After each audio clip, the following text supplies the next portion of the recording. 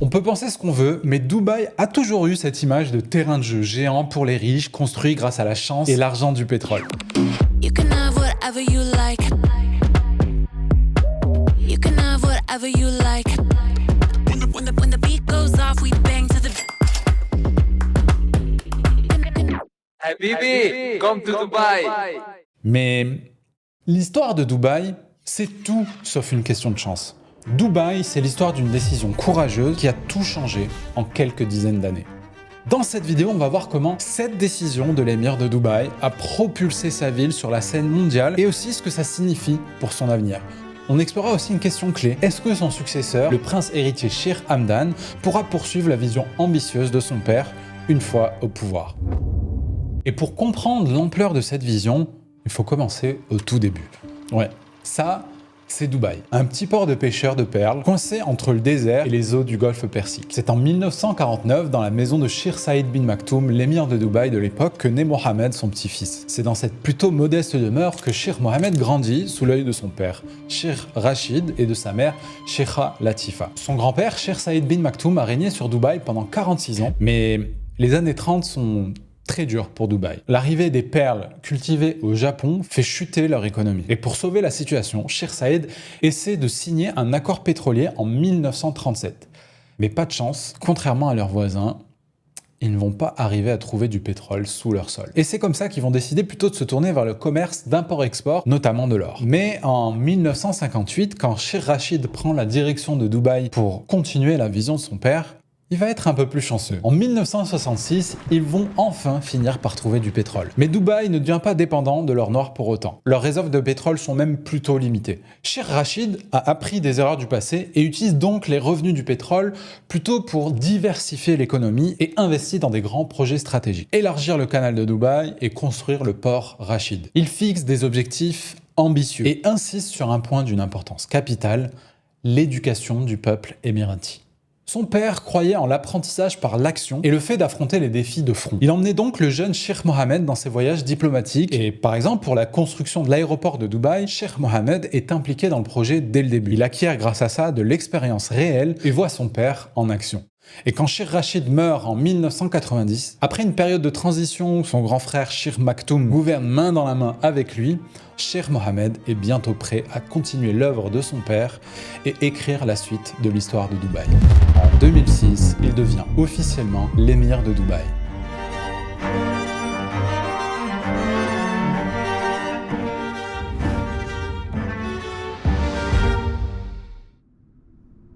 Le soleil se couche sur le désert. Sheikh Mohammed est debout sur une tour en construction, regardant l'horizon de Dubaï.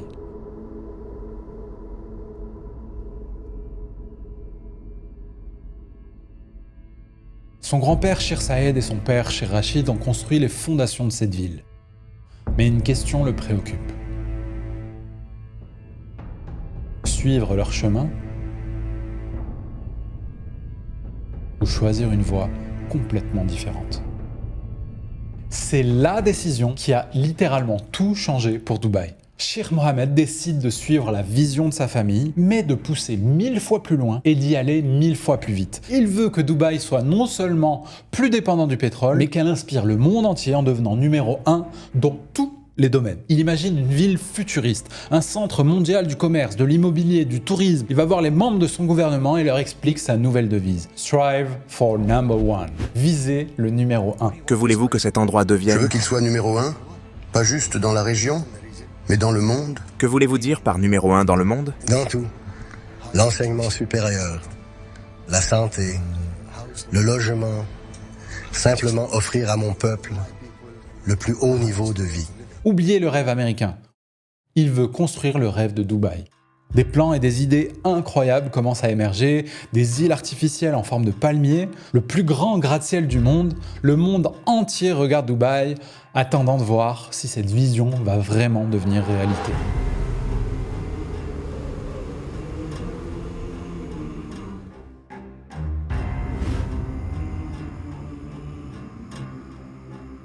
Comment s'assurer réellement que Dubaï reste en tête dans la course à l'innovation? Sheikh Mohammed a une idée audacieuse, la stratégie des 3 chevaux. Faire travailler plusieurs équipes sur le même projet pour stimuler la concurrence et l'innovation. Chaque projet a 3 équipes, comme 3 chevaux dans une course. L'objectif, augmenter les chances de succès, tirer le meilleur de chaque équipe et ne jamais se contenter d'une seule solution. Sheikh Mohammed sait que la concurrence pousse à donner le meilleur de soi-même et c'est exactement ce qu'il veut pour Dubaï. Pas une rivalité toxique, mais vraiment une compétition saine et constructive qui pousse tout le monde à donner le meilleur d'eux-mêmes. Et ça marche. Par exemple, dans l'immobilier, plutôt que de laisser Emaar Properties devenir un monopole dans le secteur, Sheikh Mohammed a créé Dubai Holding et Nakheel pour introduire une concurrence et faire exploser le marché de l'immobilier à Dubaï. Avec cette méthode, il arrive à créer une compétition saine à Dubaï, générer plus d'idées et réduit les risques. Et grâce à ça, ils avancent plus vite, plus loin et arrivent à surprendre le monde entier, encore et encore.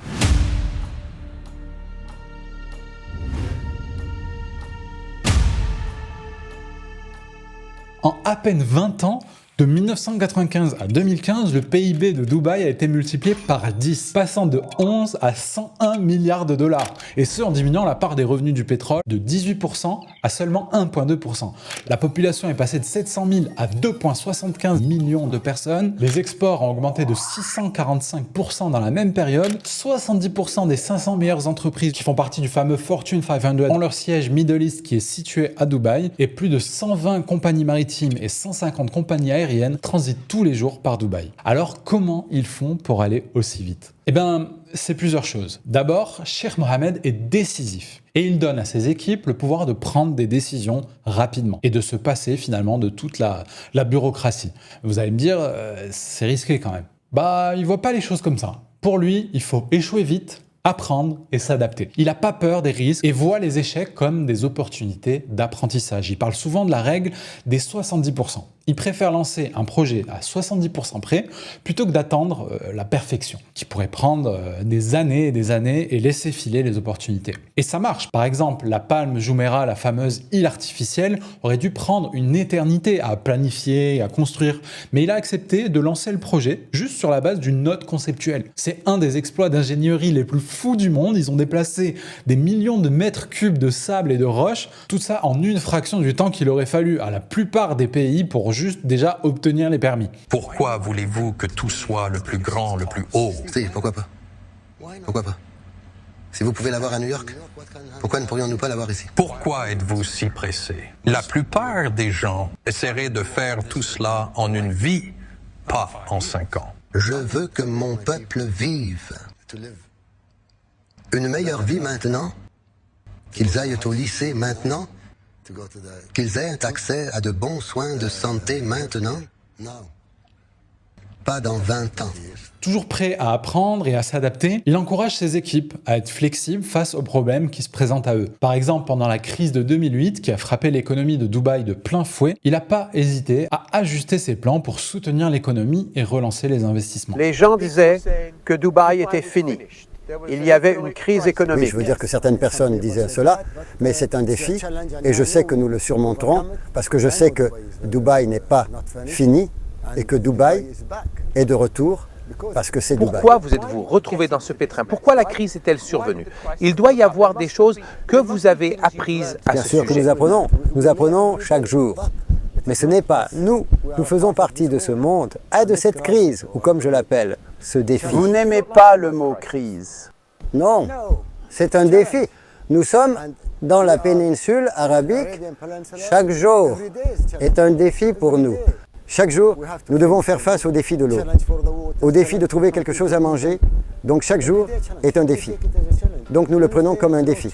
Quand il n'y a pas de défi, tout le monde est un leader. Quand il y a une difficulté ou un défi, certains s'en sortiront. Et c'est juste comme ça pour nous. Bon, au lieu de rester en face cam comme ça, venez on bouge un peu. Allez, petit tour de Dubaï. Alors on commence par la Burj Khalifa, la plus haute tour du monde. Lorsque Mohamed Al-Abar, président d'Emaar Properties, a présenté à Sheikh Mohammed les plans initiaux de la tour, elle prévoyait seulement 90 étages. Et Sheikh Mohammed a simplement demandé « et si on la faisait plus haute ?» Il a dû revoir ses plans en augmentant les nombres d'étages à chaque fois, jusqu'à arriver au nombre final de 163 étages. Maintenant, direction Dubai Internet City. À la base ici, c'était littéralement un bout de désert. Il n'y avait rien. Quand le Sheikh a annoncé le projet, les gens ont vraiment douter. Là où nous nous tenons maintenant, tout cela n'existait pas. Il y a 7 ans, Oui, exactement. C'était le désert. Et regardez maintenant tout ce que vous voyez. Regardez ce que ça donne maintenant. On a des sièges des plus grosses boîtes tech du monde entier, comme Google, Apple, Microsoft, Meta, et même quelques success stories locales comme Karim ou Souk.com qui ont été rachetés par Uber et Amazon.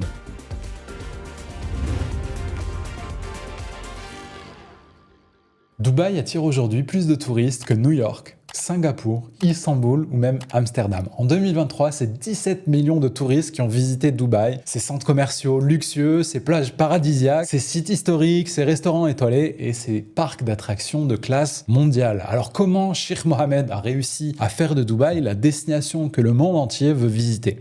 Pour le comprendre, il faut se replonger dans le contexte régional des années 70 et 80. À cette époque, la plupart des pays du Moyen-Orient avaient des économies gérées à 100% par l'État. Beaucoup de bureaucratie et peu de place pour les investissements étrangers. Résultat, leur marché restait fermé et leur croissance ralentissait. Alors, pour rendre Dubaï attractif, Sheikh Mohammed savait qu'il fallait faire les choses différemment. Pour ouvrir Dubaï au monde et attirer les entreprises, il va créer ce qu'on appelle des free zones, des zones franches avec moins de taxes, moins de paperasse et des infrastructures modernes comme Media City, Healthcare City ou encore DIFC et Dubai Internet City dont je vous parlais tout à l'heure. Ça existait déjà ailleurs bien sûr, mais à Dubaï, comme d'habitude, on a fait ça plus vite et beaucoup plus grand. Dubaï dispose aujourd'hui de plus de 28 free zones sur son territoire. Le Sheikh sait que maintenir cette prospérité demande des efforts constants. Dubaï a atteint le sommet, mais rester en tête est un défi encore plus grand. Dubaï, avec tous ses gratte-ciel impressionnants et ses grands projets, a forcément un impact important sur l'environnement. Il le sait, il est temps de rendre la ville plus verte et plus durable. C'est pour ça qu'il a par exemple créé l'un des plus grands parcs solaires du monde avec l'objectif de produire 5000 MW d'énergie solaire d'ici 2030 avec un investissement de plus de 15 milliards de dollars. Dubaï mise aussi sur l'économie circulaire, recycler, réduire les déchets et utiliser les ressources de manière efficace. Mais même si l'économie de Dubaï s'était très bien diversifiée, elle dépend maintenant beaucoup du tourisme. La crise sanitaire leur a montré qu'il fallait aller chercher d'autres sources de croissance. Ils misent maintenant sur l'aérospatiale, la biotechnologie, l'énergie renouvelable, l'intelligence artificielle, la blockchain et l'Internet des objets. Ils veulent que Dubaï soit une ville intelligente qui utilise la technologie pour améliorer la vie des gens. Mais il ne s'arrête pas là, il veut aussi former des talents locaux. Dubaï mise sur l'éducation et le développement des compétences pour que ces jeunes maîtrisent ces technologies et contribuent à l'économie. Et si les gens sont mécontents, comment le savez-vous? Comment vous disent-ils qu'ils sont mécontents? Ils me le diront. ils me le disent. Vous savez, par exemple, ce téléphone, depuis 10 ans jusqu'à maintenant, je ne l'ai pas changé. Et tout le monde le sait. Tout le pays connaît mon numéro. Les gens ordinaires, les Émiratis connaissent votre numéro de téléphone et vous appellent. Oui, j'ai 2 numéros. L'un est privé et l'autre est pour le public. Et ils savent que celui-ci est public. Eh bien, une des critiques à l'égard de votre pays concerne le traitement très mauvais réservé aux travailleurs migrants qui viennent souvent ici. Non, je ne suis pas d'accord avec vous maintenant parce que les travailleurs, vous savez, auparavant, l'entreprise leur donnait un salaire inférieur. Et maintenant, nous demandons que tous les salaires passent par la banque pour que le gouvernement puisse voir et surveiller toutes ces entreprises et accorder aux travailleurs le bon salaire. Et vous verrez également de très beaux logements pour les ouvriers. Nous en avons maintenant et nous avons construit et avons demandé aux entreprises de construire des logements de haute qualité pour les ouvriers. Alors, est-ce que ça suffira pour que Dubaï continue de prospérer? C'est pas si simple. Dubaï a une base solide, mais aussi beaucoup de défis à l'horizon. La concurrence des villes, des pays voisins, le changement climatique, une économie mondiale imprévisible et avec un leader aussi fort que Sheikh Mohammed, la question de qui va prendre la suite se pose aussi forcément. Évidemment, cette transition est déjà en cours. Ses fils, le prince héritier Sheikh Hamdan et le vice-émir Sheikh Maktoum prennent de plus en plus des rôles de leadership. Du coup, à quoi peut-on s'attendre avec cette nouvelle génération ?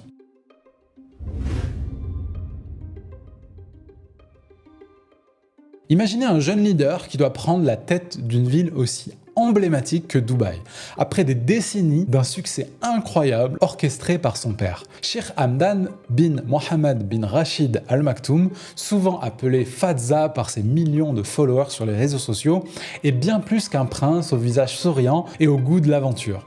Le destin de Dubaï est entre ses mains. En regardant Sheikh Hamdan agir, on voit clairement la volonté de poursuivre la vision de son père tout en la réinventant à sa manière. Ses premiers pas montrent qu'il veut non seulement maintenir Dubaï au sommet, mais aussi l'amener dans une nouvelle ère de prospérité. Sheikh Hamdan a déjà lancé plusieurs initiatives clés qui montrent la direction qu'il veut prendre. Il a par exemple approuvé un plan de développement des routes principales de Dubaï de 16 milliards de dirhams pour améliorer les infrastructures urbaines et faciliter la mobilité. Il a aussi donné son feu vert à la stratégie qualité de vie de Dubaï 2033 qui comprend plus de 200 projets visant à améliorer le bien-être des résidents. D'ailleurs, si la vie de Sheikh Hamdan vous intéresse, n'hésitez pas à me dire en commentaire si vous voulez que je fasse une vidéo dédiée et pensez à vous abonner pour pas manquer ça. Voilà, je vous dis à plus et sinon YouTube pense que vous devriez adorer cette vidéo. Donc voilà, je vous invite à aller voir ça tout de suite. C'est juste là.